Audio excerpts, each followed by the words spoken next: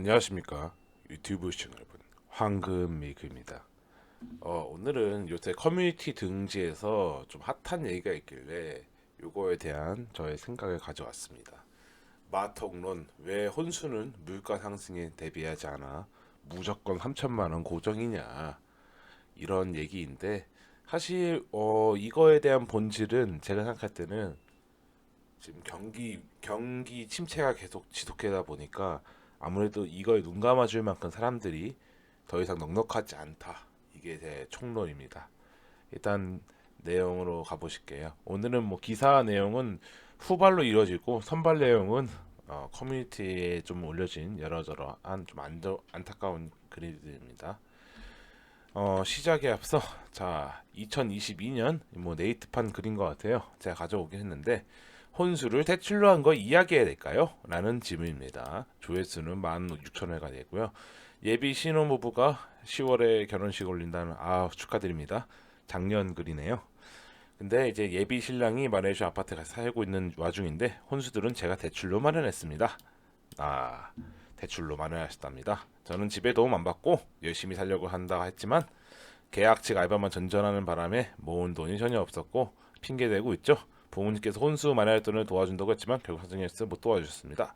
동생이 500만 원 겨우 해줬는데 부족해서 결국 3천만 원 은행 대출 받았어요. 알바를 하고 있어도 결혼해도 계속 알바할 거다라 얘기했기 때문에 월 170만 원 정도 들어오는 금액에서 매달 대출을 감을 계획이었거든요. 며칠 전부터 예비 신랑이 돈을 서로 아직 일이지만 결혼 전에 매달 들어오는 금액에서 얼마씩 빼서 가장 못 채운, 그럼 제가 매달 원금 이자를 갚는 차질이 생기는데 은행 대출 얘기해야 될까요? 이런 당연한 바보 같은 얘기를 하는데, 사실 얘기하는 게 옳습니다. 부부 사이에 어느 정도 이제 재산을 서로 합치는 거다 보니까 어, 대, 대출이 얼마나 들었는지, 얼마나 어떻게 갚아야 되는지 당연한 얘기죠. 이거를 뭐 이제 변명을 하고 뭐 하는 것도 이해가 안 되고요. 30대 여성인데 돈을 못 모았다. 이건 이분의 잘못이라고 저는 생각을 합니다. 솔직하게 경제적으로 생각하면은 여성이 남성보다 더 빨리 사회생활을 하기 때문에 이건 잘못했다고 생각을 해요. 자, 대출 해서라도 혼수해야 될까요? 이건 5년 전 글이고요. 동갑인 남친과 결혼 생각 중이다. 뭐 브랜드 아파트를 해줬다. 3억 정도 넘는 정도 비싼 거 해주셨네요. 남친 부모님이랑 남친 돈으로. 대충 혼수로 3천 정도 하면 대출 그런 거 모아두고 개인적으로 해외여행 재개발하는데 돈을 썼는데, 결혼 이야기 혼수에다가 5천 정도 가는 자동차 해왔으면 당황스럽대요. 부모님 대출 받아야 된다요. 자, 3억짜리 집을 해줬으면 너도 그에 상응하는 금액은 갖고 가야 하는 게 맞습니다. 3천 정도 대줘야고, 어디서 이런 말도 안 되는 소리 들었는지 모르겠는데 이상한 언니들 얘기 듣고 이상한 생각을 해서 네가 해외여행 가 자기 개발 한답시고 돈을 낭비했는데 그거 못한다. 본인 잘못입니다. 예. 결혼해서 갚는 게 무슨 혼수냐며 안 된다고 하네요. 이거 당연한 거죠. 이미, 왜냐면은 여기에서 남친 돈과 남친 부모님 돈으로 이만큼 살게 되었으면 온당한 그 값을 해야 합니다. 이렇게 썩어 빠진 생각을 하는 사람들이 좀 있네요. 안타까운 글입니다. 자, 이건 블라인드에 올라온 글인가 봐요. 결혼 생활에 대해 JTBC 근무하시는 분인 겁니다. 나 몰래 카드론이랑 마통쓰는 아내. 아내는 전업주부고 내가 사용해 보내주는 아내 명의 통장에 연결된 신용카드를 갖고 있었다. 한 10년 쓰니까 신용이 생긴지 일반 카드사들도 두세 장 만들어 혜택 따라 쓰더라고. 최근에 대출받을 일이 생겨서 은행에 가려니까 전날 밤에 카드론이나 마통을 3천만 원 정도 썼다 얘기하는 거야. 자기가 미쳤다고 미안하다고. 까보니까 별건 없고 그냥 소소한 생활비나 애들 양육비를 월 100에서 200 정도, 2년 반 정도 써온 거. 생활비를 합의해서 정했던 거라. 왜 그러냐면 주변 따라가다가 넘치기 시작했고 혼날까봐 말 못했다는 바보 같은 이야기였다. 어차피 딴짓 한 건 아니고 관리가 안 됐던 거라 내가 메꿔주긴 할 건데 사고방식 차 물어보자. 자, 경제적으로 전혀 공부가 되지 않고 학습되지 않은 와이프에게 돈을 맡겼더니 빚이 생겼다는 겁니다. 예, 주변 따라가다 안분 지족해야 한다. 제가 매번 얘기하는 거지만 내 주제랑 상황을 파악하고 돈을 써야 합니다.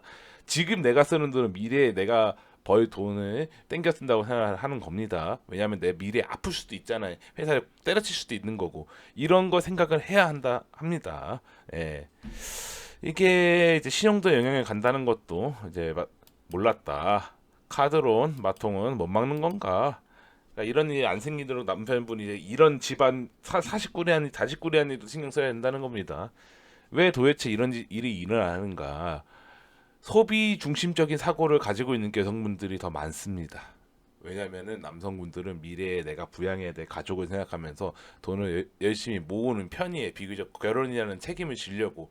네, 그에 대해 비해 자유로우시기 때문에 이런 게 발생이 되는 건데 이게 그렇게 되면은 이런 일이 벌어지게 되는 겁니다. 이거 지금 나온 거 보면은 아까 2017년, 2020년, 2022년까지죠. 작년도까지인데 참으로 안타깝게 그지 없습니다. 이런 글들이 계속 꾸준하게 이어져 오는 거 보면은. 근데 마통론이라고 슬금슬금 뛰어오는 게 이제 지금 왜 이런 얘기가 나오냐면은 통계를 볼 때 어 100만 원 이하로 이제 1인 가구 소득으로 버는 분이 1인 가구 이게 성별로 나눈 겁니다. 보면은 100만 원 이하 버는 분들이 57%에 육박합니다. 여성분들이 200만 원 이상 버는 분들까지 포함하면은 대략 거의 80% 육박한다 볼 수 있겠네요. 뭐 75% 계산하기 좀 힘들어서 제가 이렇게 하게 했는데 82% 되네요. 확실하게 계산하면은 요거 두 개만 계산하면은 200만 원, 300만 원 안짝으로 버는 사람들 이게 태반인데 이 이상 버는 사람이 없어요. 남자들은 근데 대충 대가에 일괄적으로 돈을 벌고 있어요. 이렇게 다 비슷해요 비중이. 그래서 돈 버는 비율을 보면 이런데 이만큼 돈을 벌고 있는데 그 경제적인 걸 어느 정도 배제하는 부분이 있는 것 같다 남자들보다. 지금 마통론이 떠오르는 게 경제 아까 제가 시작에 말씀드린 경제 위기가 오다 보니까 버블이 걷어나니까는 하나 두 개 내 자산 체크를 하고 확인을 하다 보니까 까다 보니까 이런 게 슬금슬금 나오는 거예요. 불편한 지식이 나오기 시작하는 거죠. 이거에 대해서 더 이상 묵과해주지 못하는 거죠. 이제 화를 내는 부분이 나오는 거예요. 어쩔 수가 없는 부분이에요. 점점 우리나라도 각박해지기 시작해지는 거예요. 겨울이 찾아온다고 말씀드렸죠. 이런 게 하나 두 개씩 까지는 게 까져서 사람들이 이제 불편해지는 게 겨울이 찾아오면 벌어지는 일입니다. 거품을 걷어내다 보니까 이런 게 나오는 거예요. 제가 지금 여기 아까 그 그래프보다 이게 더 보기 쉬워서 이렇게 갖고 왔는데 보시면은 여성분들 대략 200만 원 미만으로 버는 분들이 훨씬 많네요. 돈을 300만 원보다 1인 가구 소득 보면은 300만 원. 뭐 남성분들은 비슷해요. 대략 비등비등해요. 그러면은 이 정도밖에 소득이 안 돼요. 200만 원 미만으로 잡고 소득을 제가 마통론을 제 지인과 극한까지 이해를 해보려고 한번 계산을 해봤어요. 자, 20대 여성 기준으로 돈을 쓴다고 생각을 해봤습니다. 극한까지 이해해보려고 해봤어요. 자, 월 220 정도 고정 수입이라고 해보겠습니다. 이게 대략 한 80, 아까 했던 80 몇 퍼센트라고 썼을 때 이 정도로 계산해봤어요. 고정 지출비, 월세비 관리. 자, 이거는 이제 부모님이랑 같이 사시는 분이 거의 없을 거예요. 이때 돈을 모아야 되는데 안 모으시는 분이 더 많습니다. 여성분들 보면은 이제 보통 대학생이나 그때 보면 자취 시작하죠. 자취 시작하면 수도권 기준으로 한 60만 원, 70만 원 나갑니다. 이 정도 금액은 기본적으로 깔고 가야 돼요. 원룸에 관리비 들어갑니다. 대충 40에서 50만 원 가까이 들고요. 이것도 저렴하게 잡고 이것도 서울 기준으로 잡으면 더 올라갈 수 있어요. 수도권이 더 비싼 데도 훨씬 많고요. 그래서 이 금액을 잡았고 싼 데도 있는데 에이 너가 너무 극단적으로 얘기하는 거 아니냐? 아닙니다. 여성분들이 이렇게 싸고 허름한 데 살지는 않아요. 기본적으로 어느 정도 경비가 된 곳에 삽니다. 경비 치안이 괜찮은 곳에 가서 삽니다. 그럼 이 금액이 나오는 거예요. 안 그런 분도 있어요. 근데 보통의 대부분의 분들이 이렇게 살아요. 복층 오피스텔 이런데. 자, 식비 40만 원. 자, 인간적으로 제가 계산했습니다. 친구들과 술 한잔 한다는 거나 뭐 배달 한번 시킨다든가 뭐 이 정도 금액으로 계산해 봤습니다. 그래서 나는 합리적으로 했고요. 자, 뷰티 비용. 이게 좀 이 아이에 들어오네요. 옷, 네일 아트, 헤어 하는데 비용. 헤어 할 때 여성분들 그냥 간단하게 염색 한번 해도 기장 때문에 돈이 더 나갑니다. 그냥 커트만 해도 돈이 많이 나가요. 네일 아트 거의 안 하시는 분들 없겠죠. 많은 분들이 하시기 때문에 계산을 했습니다. 옷 같은 경우도 여성분들이 제일 많이 소비하죠. 이건 뭐 할 말이 없어요. 명품 소비율이라든가 의류 소비율 1위는 부동의 1위가 여성입니다. 자, 그리고 경조사비 10만 원. 이건 대충적으로 사람 살려면 내야 되는 돈이니까 잡았어요. 결혼식, 부모님 용돈, 뭐 경조사비라고 했잖아요. 뭐 장례식 가는 비용까지 생각을 해봤어요. 자, 그리고 반려동물을 키울 시 50만 원. 야, 1인 가구 하면서 요새 반려동물 문화가 확산되고 있잖아요. 1인 가구도 많이 살면서 강아지나 고양이 키우니까. 자, 50만 원 잡은 이유 동물을 또 아플 수 있습니다. 병원비 이거 대충 감안은 해야 돼요. 뭐 예방 접종이라든가 뭐 이런 비용들. 그리고 애들도 먹고 자고 삽니다. 사료비 대략 10만 원에서 뭐 그런 거 들어가고요. 애들도 또 이제 우리 새끼 옷도 사주고 간식도 사줘야 돼요. 예, 그 뭐 배변 패드부터 시작해서 애들 뭐 사줘야 될 게 무진장 많습니다.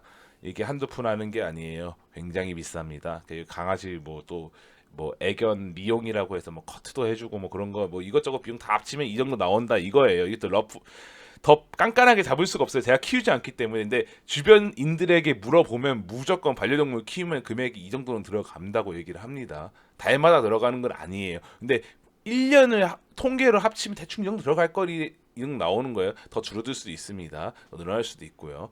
똑똑한 구독자 형님들께서 댓글에 남겨주시면 감사하겠습니다. 자, 이 모든 걸 다 합친다. 60, 40 돼서 190이 나온다. 자, 아까 얼마라고 했죠? 220만 원인데 190을 쓴다. 자, 여기서 제가 이건 뺐습니다. 뭐 이제 PT를 끊어서 전 운동을 여자니까 할 줄 모르니까 할게요. 필라테스 정도는 해줘야죠. 자, 이런 금액 다 뺀 거예요. 이렇게 된데 여기다 내가 차 더 하나 끈다? 아, 무조건 마이너스입니다. 어쩔 수 없어요. 맛통론이 나올 수밖에 없어요. 게다가 여기서 이렇게 하는 거 내가 반려동물을 안 키운다. 아, 훌륭합니다. 이렇게 돈을 1년 모으면 그 돈 갖고 해외여행 바로 떠납니다. 예. 갔다 오면 유럽 한번 갔다 올 수도 있고요. 가까운 동남아에 갈 수도 있습니다.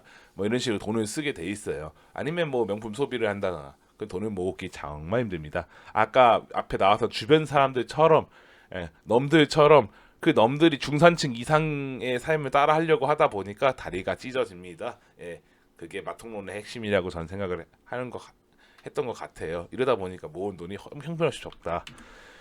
모건 스탠리에서 한국 1인당 명품 소비 세계 1위라는 말이 나왔어요. 우리나라가 무슨 돈이 있어서 명품 소비 시장에서 세계 1위에 당당하게 입성하는지 모르겠습니다. 훌륭한 대한민국입니다.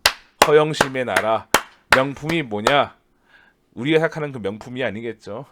정말 좋은 품질의 그게 아니고 허세가 굉장히 강한 나라다 생각을 합니다. 저 같은 경우만 해도 명품 뭐 그닥지 어쩌다가 1년에 한 번, 두 번 뭐 이제 뭐 1년에 한 번도 있을까 말까 해요. 잘 그렇게 명품을 소비하는 편이 아니기 때문에 1년에 돈 한 20만 원 쓰나 싶네요. 뭐 신발을 한다거나 뭐 이제 뭐 가방 같은 것도 몇 년에 한 번씩 사는 거고 글쎄요. 명품 소비가 잘 없어서 모르겠는데 아무튼 백화점에 뺀질나게 들락날락 하시는 분들 잘 아시겠죠. 자, 결혼 비용에 대해서 얘기가 나왔습니다. 제가 아까 오늘 영상이 좀 길어져 가지고 빠르게 단축시키면은 총 결혼 비용이 남성이 1억 가까이 되는데 그 당사자는 5천만 원, 4,500만 원 정도 부담이 되고요. 뭐 시댁이나 뭐 이제 본집에서 도와주는 게 5천만 원 정도 되는 거고요. 여성은 3천만 원이네요. 근데 당사자는 1,500만 원도 부담을 한다고 합니다. 자, 이게 굉장히 쇼킹한 게 왜 사회는 남성보다 여성이 더 빨리 나와서 일을 시작을 하는데 왜 못 모으는가? 아까 얘기했던 이거 정도 생각해 보시면 됩니다. 못 모을 수밖에 없어요. 여기서 더 많이 벌어도 나가는 돈이 더 많아질 뿐입니다. 그러다 보니 돈을 한번 못 모으면 계속 못 모읍니다. 이건 답이 어쩔 수가 없어요. 뭐 아까 나온 비용 중에서 하나인데 뭐 이게 아들 보낼 때 3배 더 든다. 아들 가진 혼주는 울고 싶다. 참 안타깝습니다. 네. 부모님 자산이 올라갈수록 딸내미한테 보내는 돈보다 아들내미 보내는 돈이 계속 늘어나죠. 네. 심하게는 4배부터 차이 나서 종국엔 2배 정도까지 좁혀집니다. 결혼의 뒤에서 2024년 결혼 비용 보고서라고 나왔습니다. 여기에서 이제 1,000명의 신혼부부 대상을 설문조사했는데 이건 꽤 합리적인 말이라고 전 보고 있고요. 실제로 결혼 부담 비용도 남성이 여성보다 대략 6천만 원 가량 더 많다고 합니다. 이것도 아마 집에서 도와준 것 같은데 대충 여중에서 한 1억 정도 남성이 도와준 것 같다. 결혼 정년기 남성이 나이가 35살 정도 되니까 요거에 대해서는 저도 합리적으로 생각을 합니다. 어쨌든 간에 이 정도 모아 오면은 둘 다 결혼 아름답게 하기 좋다. 근데 여기까지 모을 수 있다? 굉장히 신부가 잘 모은 사람입니다. 사치 별로 안 한 분이에요. 대략 내 와이프가 통장에 깠는데 5천만 원에서 1억이 현금으로 다 꽂혀 있다. 눈물 흘리면서 무릎 꿇고 꼭 데려가시기 바랍니다. 네, 오늘은 이거 영상 이것도 또 제가 얘기를 안 했네요. 근데 제가 이해가 안 가는 게 아까 여기 듀오에 나온 것처럼 이렇게 올라가면 물가 상승에 대비해서 결혼 부담 비용이 올라가면 참 이게 그나마 물가가 비싸니까 그런가 보다 싶은데 왜 3천만 원이 고정인가? 이거는 좀 양심이 없지 않나? 저는 그렇게 생각을 합니다. 개인적으로 이건 많이 양심이 없네요. 예. 아까 말씀을 이어하려고 하는데 내 와이프 통장에 현금으로 돈이 그렇게 꽂혀 있다. 무릎 꿇고 감사합니다 하면 될 것 같습니다. 앞으로 점점 더 겨울이 찾아오게 되면 이런 거 하나하나 시시콜콜 따지게 되는 시대가 올 것 같아요. 작은 것도 보고 넘어가 주지 못하는 거죠. 왜냐면은 남자들도 그만큼 여유가 없는 거예요. 여자들도 그만큼 여유가 없고. 지금 일본에서 한창 경제 부흥기 때 페미니즘 성행했잖아요. 지금은 그 반대가 되었고 한국도 그런 문화 기조가 따라갈 것 같습니다. 서구 열강도 그렇고요. 미국도 그렇고 페미니즘에 휩쓸고 간 나라들은 전부 다 그렇게 됩니다. 우리나라도 그렇게 될 거라고 저는 감히 생각합니다. 예. 이 불편한 진실에 대해서 얘기가 나왔는데 거품이 꺼지고 있는 현상이라고 생각을 하게 됩니다. 과연 우리나라는 잃어버린 30년의 일본 다음 타자인 우리나라는 어떻게 될지 기대가 되는군요. 이제 겨울이 찾아왔기 때문에 여러분들 지갑 단속 잘 하시기 바랍니다. 오늘은 마통론에 대한 이야기를 해봤고요. 어떻게 재밌게 잘 들으셨을까요? 간만에 커뮤니티 글 같은 것도 좀 가져와 보고 했습니다. 예. 영상 재밌게 보였으면은 구독과 좋아요 한번 눌러주시고 댓글 남겨주시면 댓글 달아 뛰어가는 황금 밀크 되겠습니다. 시청해주신 유튜브 시청자 여러분 감사합니다. 황금 밀크였습니다.